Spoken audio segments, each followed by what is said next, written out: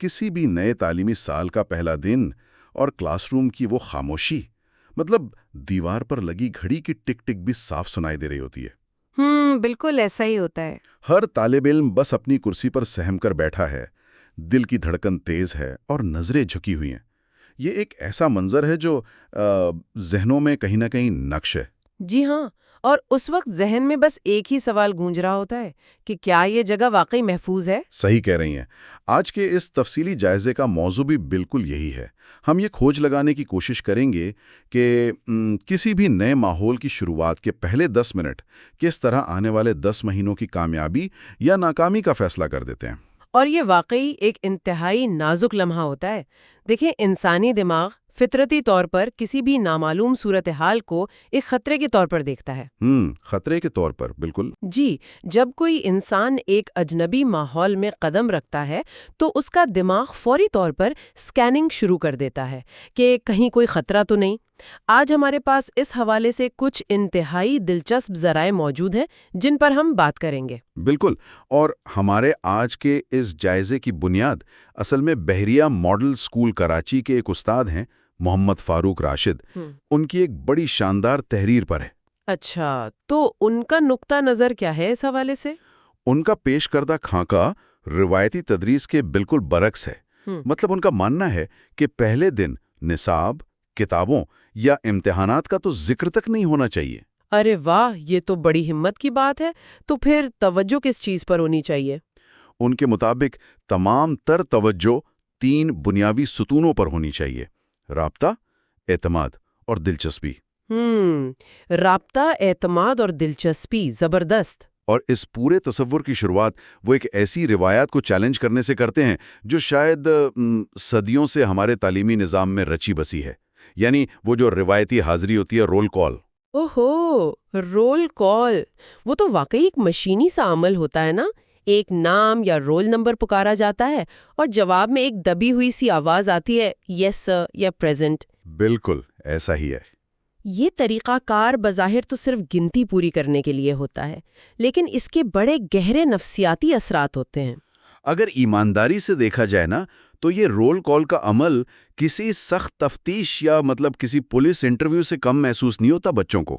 جی بالکل، ایک تناؤ کا ماحول بن جاتا ہے۔ ہاں نا، کہ کب نام پکارا جائے گا اور اپنی موجودگی کا ثبوت دینا ہوگا۔ لیکن محمد فاروق راشد کی اس تحریر میں اس خشک عمل کو ایک سرگرمی سے بدلنے کی تجویز دی گئی ہے۔ اچھا، وہ سرگرمی کیا ہے؟ اسے میں کون ہوں کا نام دیا گیا ہے۔ اس میں حاضری کے بجائے ہر بچے نے اپنا تعارف ایک منفرد انداز میں کروانا ہے۔ دلچسپ لگ رہا ہے، تھوڑا مزید بتائیں۔ مطلب نام کے ساتھ اپنا کوئی پسندیدہ پھل، رنگ یا کھیل بتانا ہے، یا پھر کچھ تخلیقی جملے مکمل کرنے ہیں، جیسے اگر میں ایک جانور ہوتا تو، یا پھر مجھے سب سے زیادہ خوشی تب ہوتی ہے جب۔ کیا بات ہے، یہ تو بہت ہی زبردست طریقہ ہے۔ لیکن یہاں میرے ذہن میں ایک سوال ابھرتا ہے۔ بظاہر تو یہ اگر میں جانور ہوتا والی بات ایک عام سی تفریحی سرگرمی لگتی ہے نا؟ جی، بظاہر ایسا ہی لگتا ہے۔ اس نفسیاتی وجہ بھی موجود ہے جو اس خوف کی دیوار کو گراتی ہے۔ دیکھیں، یہ کوئی محض وقت گزاری کی سرگرمی نہیں ہے، بلکہ یہ کلاس روم کے اندر موجود طاقت کے توازن کو، یعنی جو پاور ڈائنامکس ہوتے ہیں نا، ان کو پوری طرح الٹ دینے کا ایک ماسٹر سٹروک ہے۔ اچھا، پاور ڈائنامکس کو الٹ دینا، وہ کیسے؟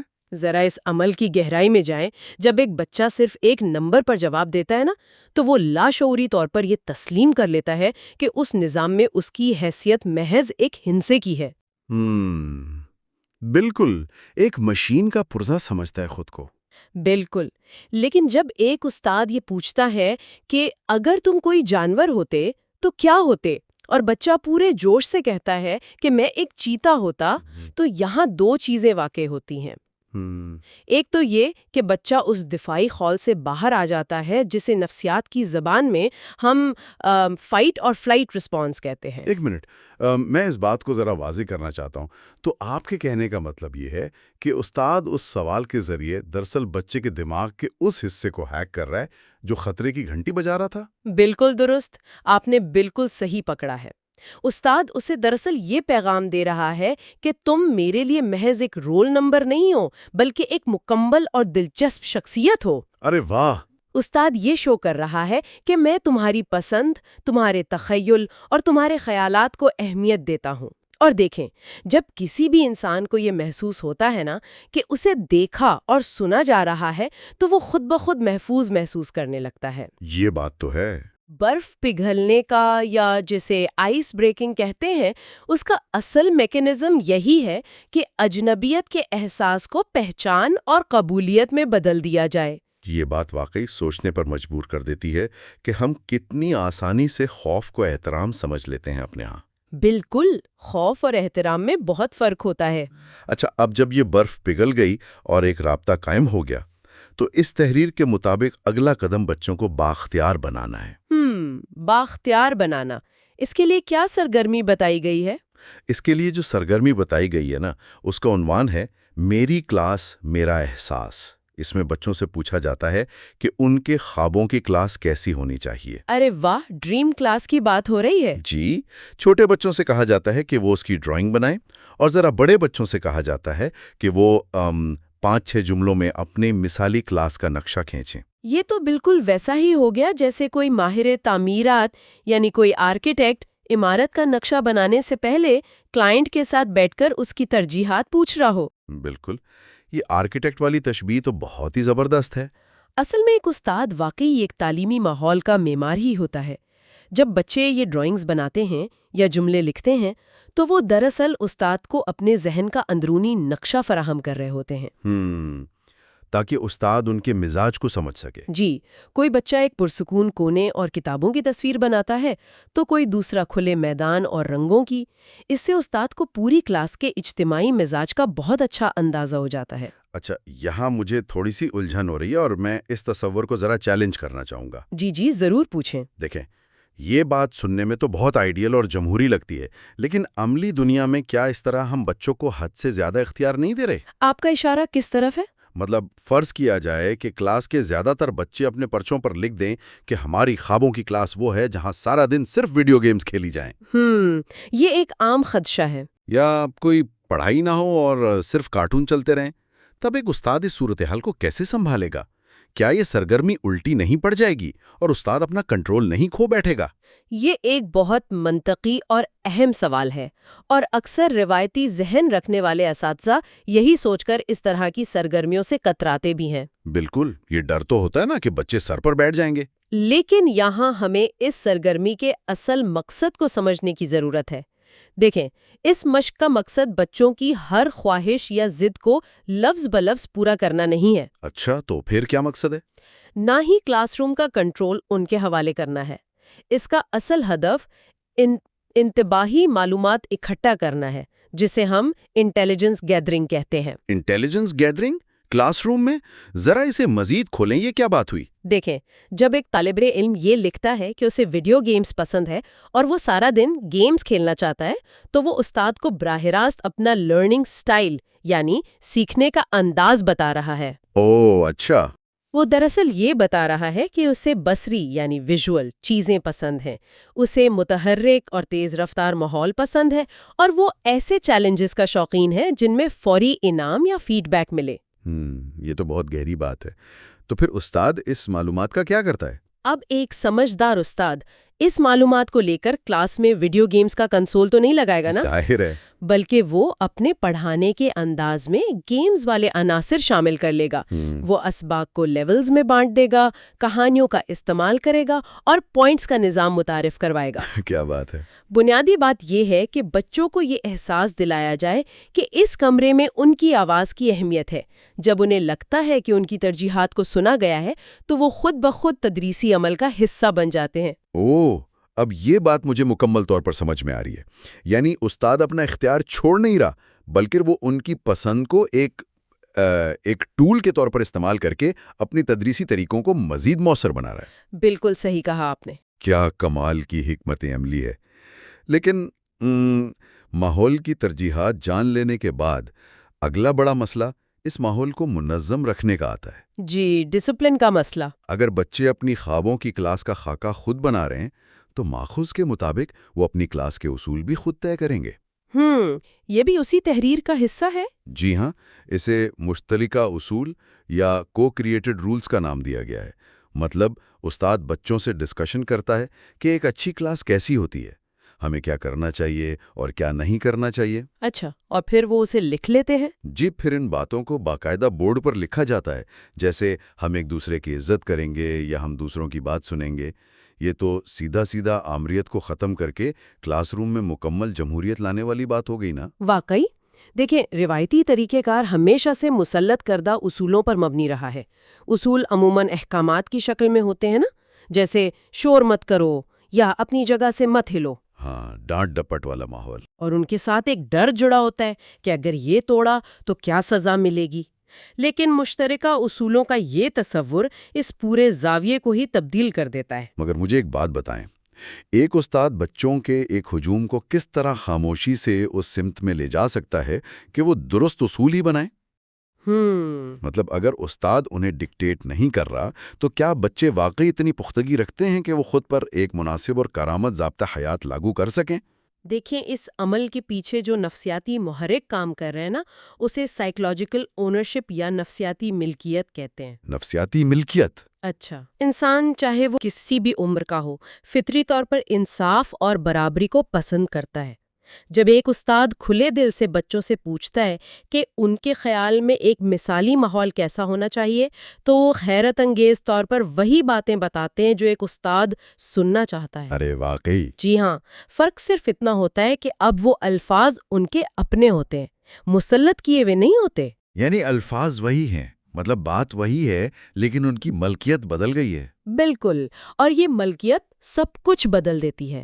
دیکھیں، جب بچے خود یہ طے کرتے ہیں اور بورڈ پر لکھواتے ہیں کہ ہم بولنے سے پہلے ہاتھ کھڑا کریں گے، تو وہ دراصل استاد کے ساتھ نہیں بلکہ ایک دوسرے کے ساتھ ایک سوشل کانٹریکٹ یعنی سماجی معاہدہ کر رہے ہوتے ہیں۔ آپس میں ایک معاہدہ کر لیتے ہیں۔ اور انسانی نفسیات کا یہ ایک مسلمہ اصول ہے کہ جس قانون کو ہم خود بناتے ہیں، ہم اس کی خلاف ورزی کرتے ہوئے ہچکچاتے ہیں۔ یہ بات تو ہے۔ جب کوئی بچہ اس اصول کو توڑتا ہے نا، تو شرمندگی کا احساس اوپر سے نافذ کردہ نہیں ہوتا کہ استاد ڈانٹے گا۔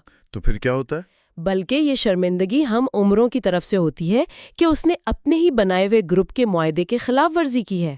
اس طرح استاد کو ایک پولیس والے کا کردار ادا نہیں کرنا پڑتا۔ احتساب کا عمل خودکار طریقے سے کلاس کے اندر سے ہی شروع ہو جاتا ہے۔ زبردست، یہ تصور تو واقعی انقلابی ہے۔ مطلب اصول خود بنائیں تاکہ انہیں توڑتے وقت خود کو ہی کٹہرے میں کھڑا پائیں۔ یہ بیرونی ڈسپلن کو اندرونی ڈسپلن میں بدلنے کا بہترین طریقہ ہے۔ بالکل، یہی اس کا اصل کمال ہے۔ لیکن چلیں اب ذرا زمینی حقائق کی طرف آتے ہیں۔ جی بتائیں۔ ڈرائنگز بن گئیں، اصول طے ہو گئے، لیکن ایک حقیقت اپنی جگہ موجود ہے کہ بچے آخر بچے ہیں۔ ان کے اندر توانائی کا ایک نہ ختم ہونے والا طوفان ہوتا ہے۔ جی بالکل، بچے تو ایک جگہ ٹک کر بیٹھ ہی نہیں سکتے۔ آپ انہیں کسی جمہوری معاہدے کے تحت سارا دن مجسمے بنا کر تو نہیں بٹھا سکتے نا۔ تو اس بے تحاشا جسمانی توانائی کو کیسے سنبھالا جائے؟ اور یہی وہ مقام ہے جہاں اکثر بہترین منصوبے بھی ناکام ہو جاتے ہیں، کیونکہ ہم بچوں سے بالغوں جیسی طویل خاموشی کی توقع کرنے لگتے ہیں جو کہ غیر فطری ہے۔ بالکل، اور اس تحریر کے چوتھے حصے میں اس مسئلے کا ایک بہت دلچسپ حل تجویز کیا گیا ہے۔ اچھا، وہ کیا ہے؟ کلاس میں توانائی اور توجہ کو دوبارہ مرکوز کرنے کے لیے انرجی گیمز کا استعمال۔ اوہ، انرجی گیمز۔ جیسے کلیپ اینڈ ایکشن یا پھر سائمن سیز۔ اس میں ہوتا یہ ہے کہ استاد کوئی مخصوص ایکشن کرتا ہے اور بچے اس کی نقل کرتے ہیں۔ کبھی سب مل کر تالیاں بجاتے ہیں، کبھی چھلانگ لگاتے ہیں، اور کبھی اچانک بالکل خاموش ہو کر بیٹھ جاتے ہیں۔ یہ تو بہت مزیدار سرگرمی لگ رہی ہے۔ میں ذاتی طور پر اسے ایک کمپیوٹر کے ریفریش بٹن سے تشبیہ دینا چاہوں گا۔ مطلب جب آپ کی کمپیوٹر کی اسکرین ہینگ ہونے لگے، بہت سارے پروگرام کھلے ہوں، تو آپ اسے ریفریش کرتے ہیں تاکہ وہ دوبارہ تیزی سے کام کر سکے۔ یہ گیمز بھی کچھ ایسا ہی کرتی ہیں۔ ارے واہ، ریفریش بٹن کی یہ تشبیہ تو اس عمل کے حیاتیاتی پہلو کو بہت درست انداز میں بیان کرتی ہے۔ وہ کیسے؟ دیکھیں، جب بچے مسلسل ایک جگہ بیٹھے رہتے ہیں نا، تو ان کی توجہ کا دورانیہ ختم ہونے لگتا ہے۔ ان چھوٹی اور متحرک گیمز سے دراصل ان کے جسم میں حرکت پیدا ہوتی ہے، جس سے دماغ کی طرف آکسیجن کا بہاؤ تیز ہو جاتا ہے۔ اچھا، تو یہ سائنس ہے۔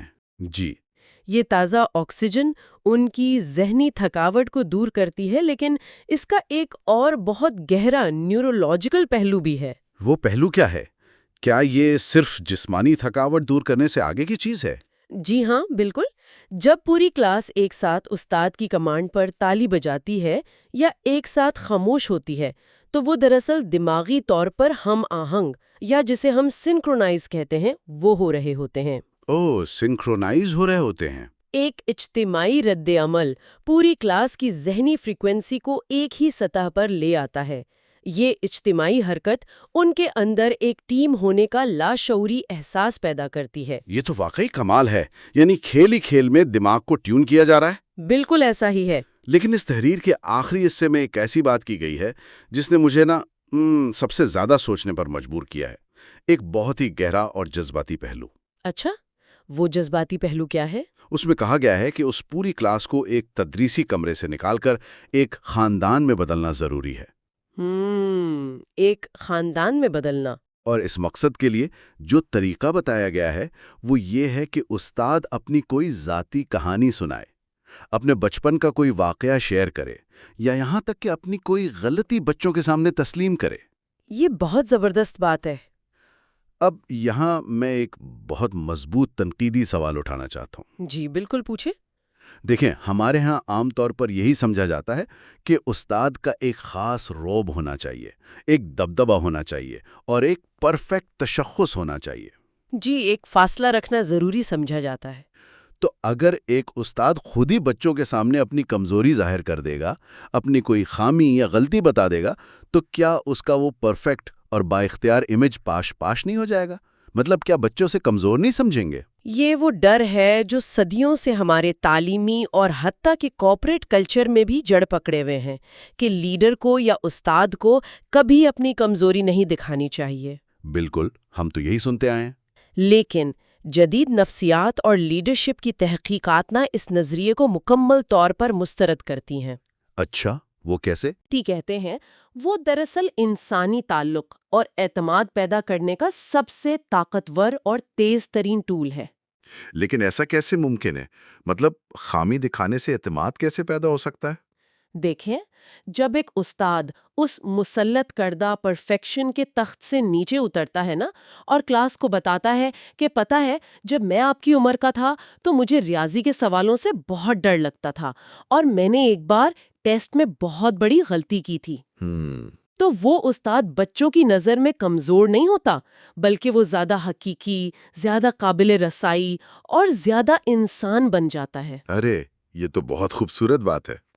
پرفیکشن ہمیشہ ایک فاصلہ پیدا کرتی ہے، جبکہ کمزوری اور حقیقت پسندی لوگوں کو قریب لاتی ہے، اور اس کا بچوں کے سیکھنے کے عمل پر ایک جادوئی اثر ہوتا ہے۔ وہ جادوئی اثر کیا ہے؟ کیا اس سے ان کے اندر کا کوئی مخصوص ڈر ختم ہوتا ہے؟ بالکل، اس سے بچوں کے اندر سے سب سے بڑا خوف، یعنی ناکامی کا یا غلطی کرنے کا خوف، جڑ سے اکھڑ جاتا ہے۔ صحیح۔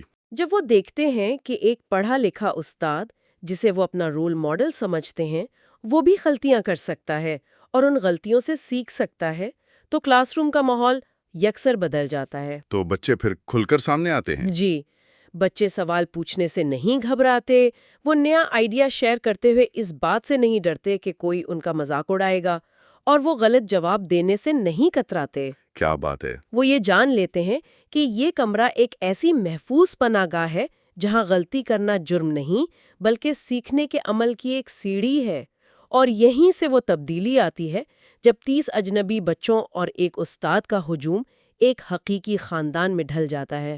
ایک خاندان بن جاتا ہے۔ ایک ایسا خاندان جو ایک دوسرے کی خامیوں کو قبول کرتا ہے اور مل کر آگے بڑھنے پر یقین رکھتا ہے۔ یہ بات اتنی گہری ہے کہ اسے ہضم کرنے میں مجھے تھوڑا وقت لگے گا۔ کمزوری کو طاقت بنا کر اعتماد کا پل تعمیر کرنا، یہ واقعی سیکھنے کے عمل کی سب سے خوبصورت شکل ہے۔ بالکل، میں آپ کی اس بات سے 100% متفق ہوں۔ چلیں اب ذرا اس ساری شاندار گفتگو اور اس کے اہم نکات کو سمیٹنے کی کوشش کرتے ہیں۔ جی ضرور۔ ہمارے ماخذ میں اس پورے عمل کو عملی جامہ پہنانے کے لیے 30 سے 40 منٹ کا ایک سادہ مگر انتہائی پر اثر خاکہ پیش کیا گیا ہے۔